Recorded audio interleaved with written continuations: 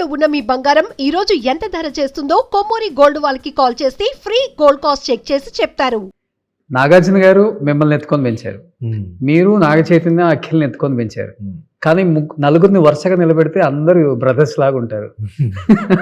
Jeans అని చెప్పకండి. ఆ తర్వాత ఎలా మెయింటైన్ చేస్తారు? ఒకరికొకరు పోటీ ఏమన్నా ఉంటుందా ఈ మెయింటైన్ చేసే దాంట్లో? ఏం లేదండి, అది జనరల్గా ఒక హ్యాబిట్ లాగా వచ్చేస్తుంది, అది తెలియకుండా. ఇది ఇప్పుడు తాతగారికి ఆయనకి బాగా డిసిప్లిన్ ఉండేది లైఫ్ స్టైల్ పట్ల, ఎక్సర్సైజ్ పట్ల. అంటే అప్పుడు వెయిట్ లిఫ్టింగ్ అంతా ఉండేది కాదు, కానీ ఆయన రకంలో ఆయన చేసేవారు. ఎంత ఆయన మార్నింగ్ వాకింగ్ ఎప్పుడు మిస్ అయ్యేవారు కాదు. అదేవిధంగా ఇప్పుడు మా ఫ్యామిలీలో నాకు తెలిసి నేను ఇంకెవరైనా జిమ్ని అస్సలు మిస్ అవ్వం.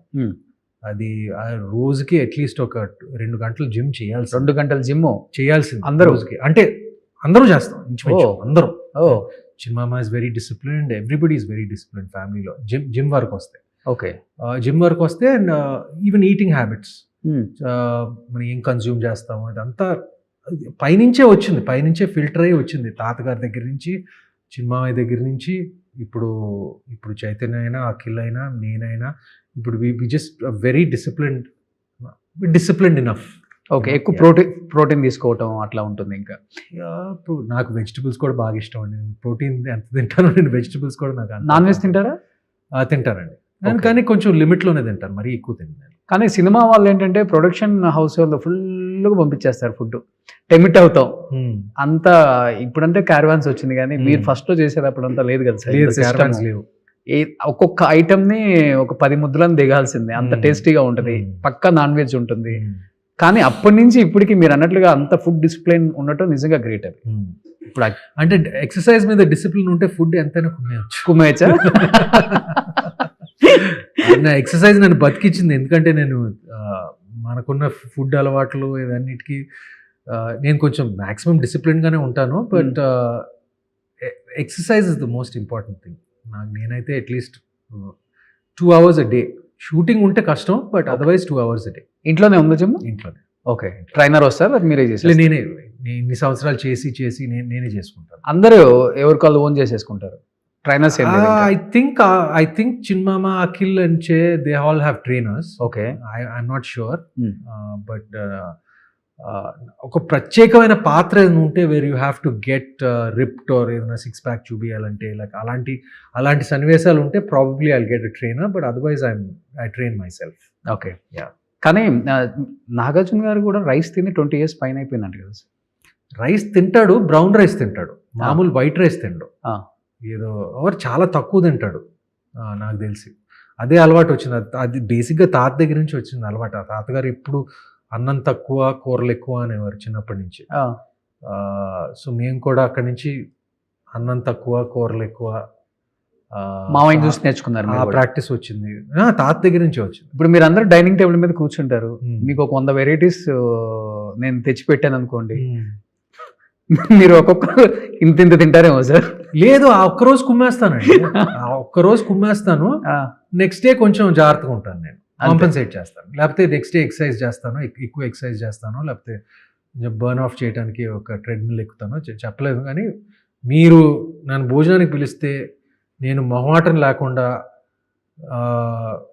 నా కోట మీ కోట కూడా తినేస్తా.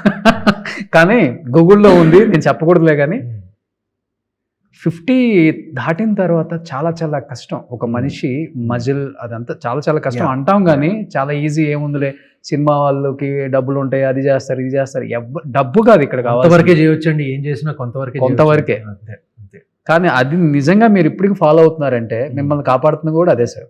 అంతేనండి, హెల్త్ అండ్ వెల్త్. అంతే. Health is wealth. అంతే. హెల్త్ని ఎంతవరకు మనం కాపాడుకోగలము, ఎంతవరకు మెయింటైన్ చేయగలం.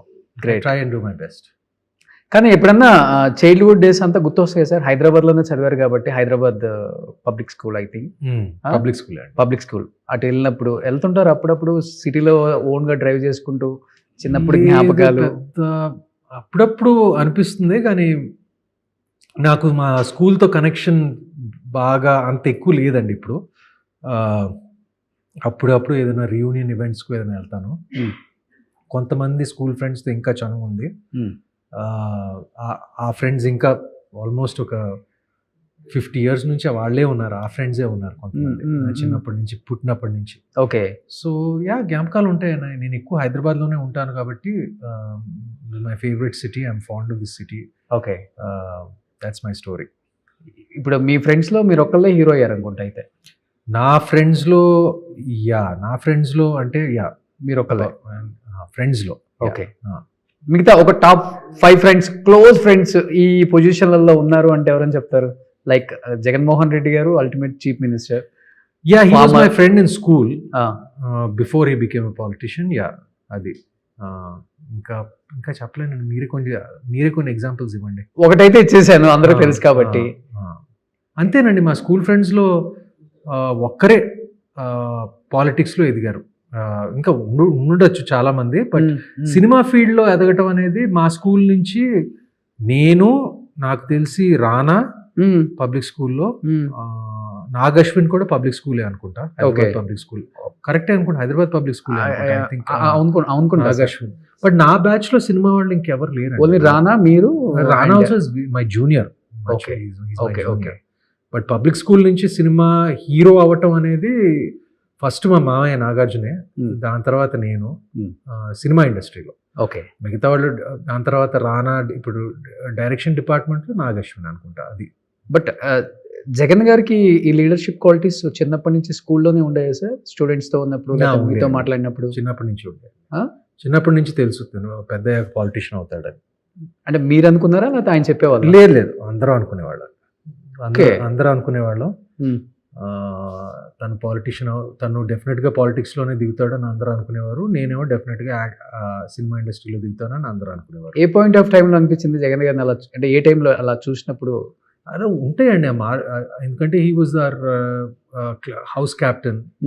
ఆ లీడర్షిప్ క్వాలిటీస్ అన్ని అప్పటి నుంచే ఉండే. అంటే like he had that daring and dashing ఉండేవాళ్ళు అప్పుడు కూడా. Ya, quite. Ya. Okay. Quite daring and dashing. Ya, బాగుంటుంది బాండింగ్ మీ ఇద్దరి మధ్య. యా, అప్పుడు అంటే ఇప్పుడు పెద్ద చనువు లేదు, కానీ స్కూల్లో మాత్రం చనువు ఉండేది బాగా. ఇప్పుడు మీట్ అవుట్ అంతా కొంచెం తక్కువ, బట్ అప్పుడు రెగ్యులర్గా మేము కలిసేవాళ్ళం, రెగ్యులర్గా సినిమాలకు వెళ్ళటం, రెస్టారెంట్లకు వెళ్ళటం, ఇదంతా what friends do at that age అండి. అంతే కదా, 16-17. అంతే. అది మా ఏజ్ అప్పుడు. అది